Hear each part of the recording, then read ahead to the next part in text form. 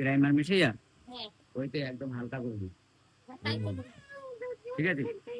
আমাদের রং এখন বুঝতেই পারছো। দাঁড়াও, এই ঘরটা রং হয়েছে আমার বোনের ঘর।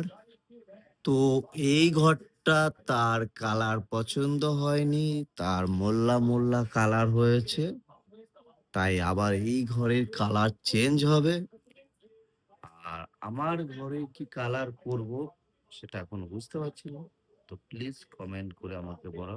কিন্তু আমি 2 দেয়ালই কালার করবো, বাকিটা সাদা রাখবো। সাদাটা আমার খুব ফেভারিট, তাই কালার করতে হয়। তাই তো তাড়াতাড়ি কমেন্ট করে বলে দাও আমাকে গাইস, কি কালার করব। সেই কারণে এই ঘরের কালারটা